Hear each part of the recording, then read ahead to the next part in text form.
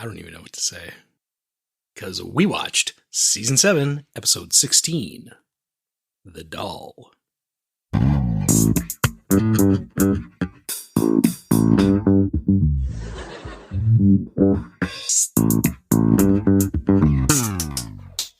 So, Katie. Yes, Derek? How'd you like The Doll? Can I tell you honestly, when I read the synopsis at the beginning to write it in my notes, I almost said out loud, I honestly think this is going to be a really great episode. I remember a lot of this episode. And do you remember it being the worst Seinfeld episode we've ever seen? I remember it being very funny. And I remember like Kramer and Frank, like, oh, the place to be. And the hilarity of taking off your pants to keep a crease in it. The doll freaking George out.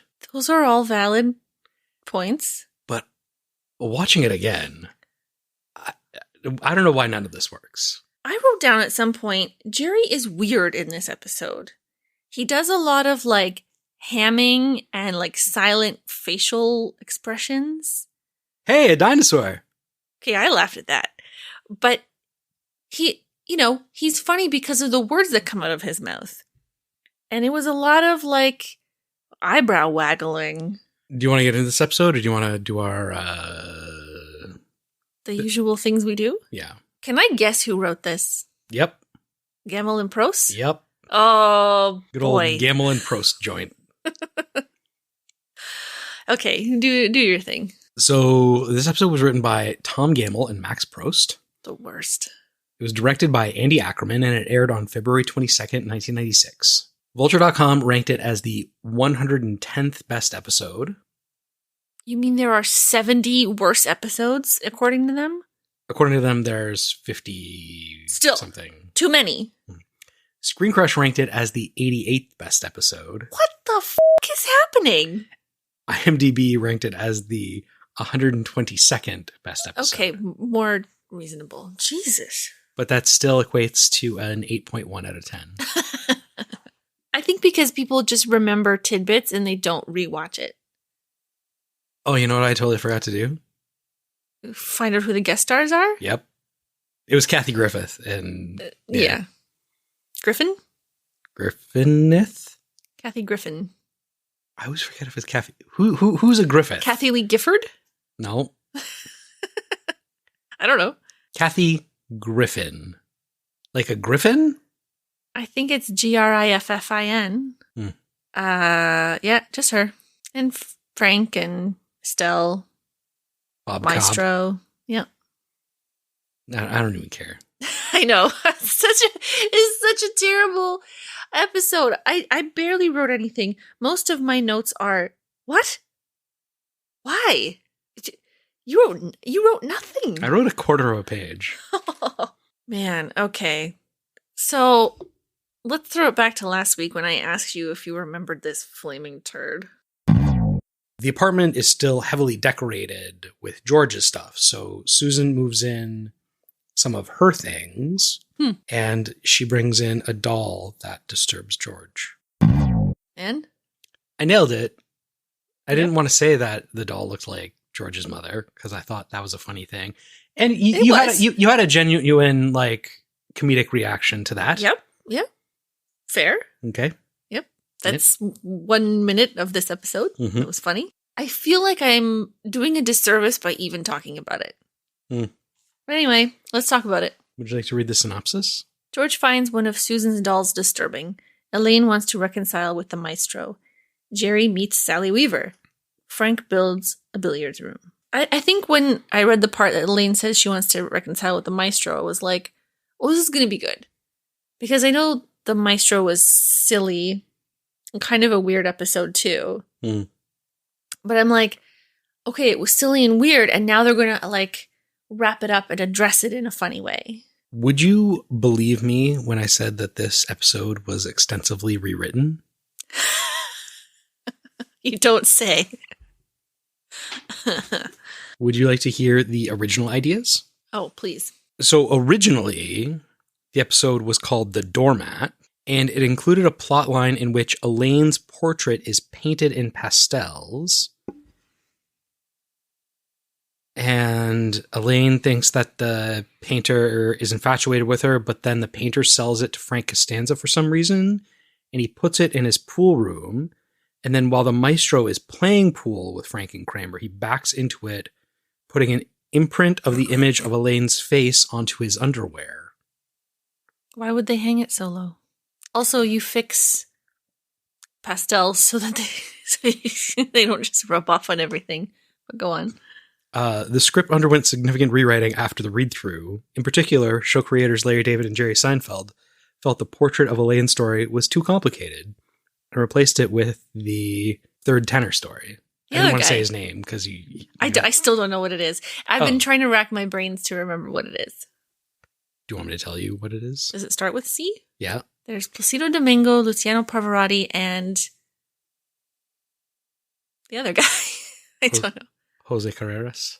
Sure. So in the original script also, there wasn't a doll that looked like George's mother. George was just genuinely disturbed by all of the dolls. Oh, I was. That Susan had. They took the inspiration because Tom Gamble and Max Prost would not wear pants before shows to not get creases in their pant legs. Like before Seinfeld? Yep. Who's looking at them? I don't know, the staff. It just sounds like they wanted an excuse to not wear pants. Apparently, preparing for like talk shows, Jerry's very like meticulous and everything, so that would be funny if they made a storyline about how he shows up ill-prepared. They filmed several scenes which did not make it into the episode. Mm-hmm. So there's a resolution to Jerry's storyline where he goes out on stage without his pants and he tells the story of why he's wearing no pants, and it gets tremendous laughs from the audience. Okay. There's another scene where George awkwardly confronts his mother after sleeping with the doll. And then there's also scenes with Frank carrying the large package for Carlos on the flight to Tuscany. And it reveals that the contents of the package that Frank was regifting was the doormat. Okay. You know what? Maybe not George and his mother, but like, why didn't they include a wrap up to the Jerry storyline? Yeah. I wrote later on, Frank would never go to Italy. He didn't like leaving Queens. Yeah. Oh my God. I think the doormat kind of like ties everything together with like all the different storylines. I think there's a lot of good there that they shouldn't have thrown away. Then why is it so bad? Well, because they threw out a bunch of good stuff. So, for guest stars, that wasn't Jose Carreras, I'm guessing? It was just a man with nice hair? Yeah, I didn't even check. Okay. So, I didn't even like take note of what was in the stand-up. It was the pilot before the flight tells you all that information. We'll be cruising at 30,000 feet. There's a slight easterly wind. Okay. And then he comes off stage in Memphis, I guess, and meets Sally Weaver. Did you know Kathy Griffin was a recurring guest star in the later seasons? She comes back? She comes back. I didn't. I did like when she goes, "You're funny. You're really funny." He goes, "I believe you." We're both wacko. I would not call Jerry wacko. He's not wacky. There's something that really bothers me when like Susan being like, "Oh, she thought we would really hit it off." I don't get that. I don't like. I don't. Are you? Would you be I'm insulted? an anti any like a platonic friendship or whatever. Be like, oh, you guys should get together. I think you really hit it off. Do you remember? I can make my own friends and decide for myself. Thank you. Do you remember in Silicon Valley where like there's another woman hired and then Zach Woods' character like pushes them together? Like, now you are friends, woman and woman. There you go. Frank's going to build a billiard parlor, regulation table. He's going to put in a hi-fi. Mm-hmm. You laughed at me when I said hi-fi not 2 weeks ago. Yeah, you're not a 70-year-old man in 1996. Maybe I am. So growing up, I had a pool table in my basement. Okay. And my friend had a pool table in his basement. Which pool table was it where you threw a ball at your friend's face? Totally different house. Okay. I never threw the ball. He threw a billiard ball and it hit me in the head. Uh-huh. And then you punched him in the face. Yeah. Oh, okay. Sorry. Be interesting if our daughter ever listens to these episodes to explain that one.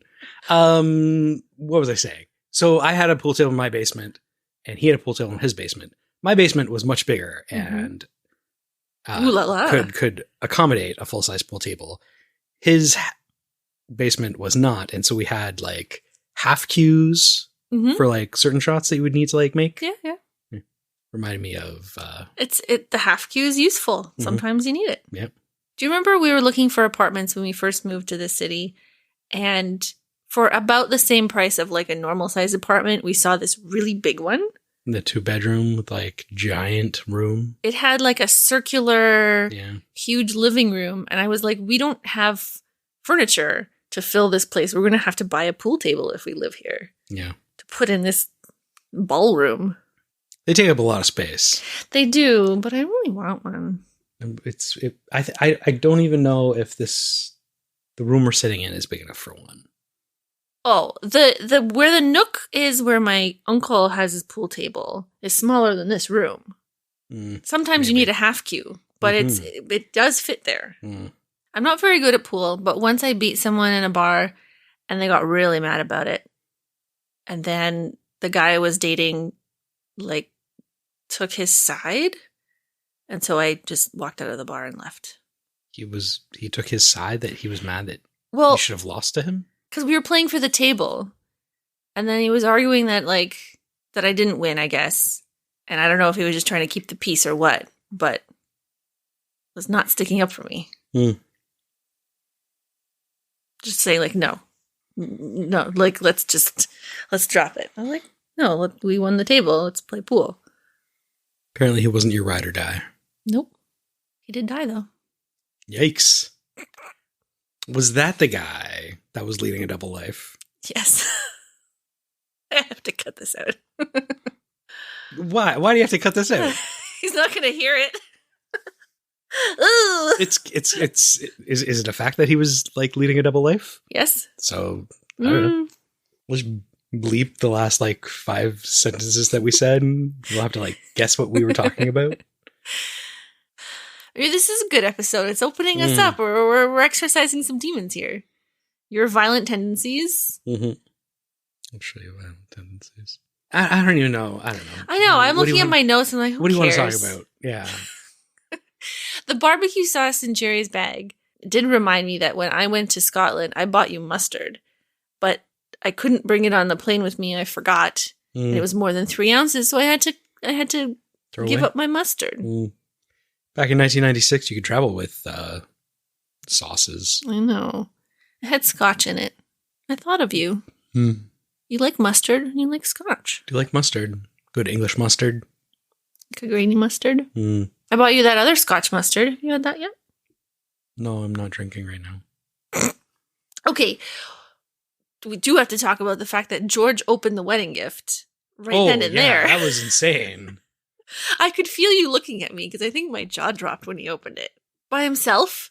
They don't even have a wedding date. So there's so much wrong with it. Yeah. 1, Susan isn't there. 2, they aren't married yet. Yeah. 3, he's doing it at Jerry's house. 4, it's a flat thing in a large 3-dimensional box. Well, I think they did that for that. I know why. The hilarity of having to carry a large, awkward object, Katie. I don't know if you know how funny that is. Because it happens again. And again. And again. Why did they call this episode The Box? I was thinking of when I baked and brought you a cake on a flight when I moved here and you still lived in Toronto. It was my birthday. It was a chocolate ganache cake. You got it through security. Really X-rated. What's a liquid? A cake isn't a liquid. But like, it's not a gel either. It is a solid. So if you make a cake, if I bring a solid explosive, like they're just looking for, like, yeah, that's totally fine. Yeah, like you can bring as much C4 as you want. I don't think that's like canonical, but it does seem a little ridiculous that they're hyper-focused on... Slightly more than 3 ounces of liquid. Yeah. I know. Isn't that Could you bring away? a piece of dull metal and a sharpening stone and sharpen a knife while you're on a plane? I don't see why not. Those things aren't expressly prohibited. I mean, in first class, they give you a dinner knife. I mean, you don't need a knife to hijack a plane. Okay, how would you hijack a plane? I would put my thumb in a flight attendant's eyeballs. That's your plan? And pluck them out. It's a little, then after that? Be like, I'm coming for your eyeballs. Let me in the cockpit. How would you hijack a plane? Well, so one, I'm surprised both that you immediately had a plan for how you would hijack a plane without the use of tools. 2, frankly, a little disappointed that it doesn't seem like a very well thought out plan. Well, shouldn't you be relieved? Listen, you don't have weapons. I'm looking at the 2 on the ends of my arms. What can I do with these? I mean, obviously I've thought about like the dinner knife sharpening. You can bring a sharpening stone. You can sharpen Can you bring a pencil sharpener? I don't know. Yeah, I guess so. Probably. Apparently you can bring knitting needles. If you have yarn. There you go. But not without yarn. What if you didn't have yarn, but you were wearing a sweater? I don't think Katza hires the brightest bulbs in the batch. So I think we could slip things by them if we really wanted to. I mean, if you wanted to hijack a plane, you probably could, right? This episode cannot be used as evidence in a court of law. Who's Charles Grodin? I don't know. His talk show lasted from 1995 till 1998. Oh, real evergreen reference there. I'm thinking of Charles Bronson. So what's the line between, like, normal stuff that someone has and a doll collection? Because the doll collection is 100% creepy. I think if you take anything to an extreme, you could probably, like... Stop looking at my books. Stop it. A well-stocked library is not creepy. John Waters said, if you go to somebody's house and they don't have any books, you don't them. Mm-hmm. There were a bunch of people coming over later or something. So I have one stuffed animal from my childhood. You have one stuffed animal from your childhood. Yeah. Actually, I have like some Winnie the Pooh characters, which I saved for like future children and our child play with them. Yeah. But if I had 50 stuffed animals... You also don't prominently display them. No. And or sleep with them. Only when you're not home. You did buy me and then today threw at my face a stuffed buffalo. I didn't throw it at your face. Oh, I'm sorry. I threw it at your face and then you punched me. I threw it at you. Does George have a job right now? He works for the Yankees. Oh, okay. He hasn't mentioned it in a while. I forgot about the car. I mean, I think Jerry might have a point that, how is he supposed to get any work done? People are constantly, throughout the day, It's a weekday. Before lunch, he's seeing people. He's having lunch with people. Then they show up later on in the afternoon as well. How does he ever have a girlfriend? I know it's been the fodder for a few episodes where, someone comes over, usually Kramer. But, how do you have a personal life with people dropping in all the time? The poppin'. He's eating honeycombs and it has Looney Tunes on the back. But then he pulls out a dino. And that doesn't track. Okay. There's no dinosaurs in Looney Tunes. It's true. So Elaine finds this non-shiny poster. This matte computer printout poster of the Three Tenors. So she ruined an autographed photograph. No, it was an autographed photograph. An autographed photograph? Yes. That's what I said. You said an unautographed photograph. She ruined an autographed photograph. Unautographed photograph. A-N, not U-N. You said... Roll the tapes back. Pumpkin pie my ass. So she ruined an unautographed photograph. An unautographed You really want to go there? I think once you're over the age of 27, you're beyond posters. Oh, and autographs. Sure, yeah. What do people care about that anymore? I mean, if I wanted to like increase the value of something that I had, like get it autographed to do that, but like as a keepsake, yeah, like I don't care. It's some guy's name. I'm definitely not waiting around. Oh, not for 1 second. To get something signed by anybody. Well, I was under 27 at the time. I was going to say when I was going to a lot of Leaf games when I still lived in Toronto with my dad, at the beginning, they would have an alumni, which you could just line up and get a signed photo from. So we would do that because they're always there and it's expected and you don't have to pay extra or anything. Yeah. So I have a whole stack of like 4x6s that are signed by, I was going to say Bill Barilko, not him. I don't think it was him. But no, I wouldn't. It's an awkward thing. Like, I don't even want to ask anyone for a photo. No, I don't know. No. I don't care. No. If I saw a famous person walk by or was on a plane with someone, I'd go, oh, Steve Martin. I'm not going to talk to him. We're not going to be friends, you know? I would say, like, really big fan, love your work, have a nice day. You don't want to bother him. Yeah, you don't slow down. You're walking, they're walking. It's a flyby. So the doll. Do you think that was custom made or the poster? No, the doll. It was like weirdly red and shiny. They didn't make a whole doll. They made a face. Was that paper mache?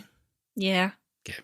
It really looked like her. Papier mache. And the maestro with the broken stick and the band is like playing wobbly notes. The stick isn't the thing that makes the notes. The stick distracted him to the point where he couldn't keep time. I guess. But I think we've established that the conductor really unnecessary. And the musicians can just play their music. Well, the stick isn't even necessary. You can just wave your hand. Yeah, you just take you can get rid of the hand too, and everything that's attached to it. It's just a torso? No, get rid of all that person. What do you have against the Dedigenka? You don't need it. When you played a high school band, did you ever look at the music teacher? Because I was facing them, yeah. What if they weren't there? Could keep playing my thing. So you're saying... Do you think you would have sounded as good? You're saying that without that person, no music could be played.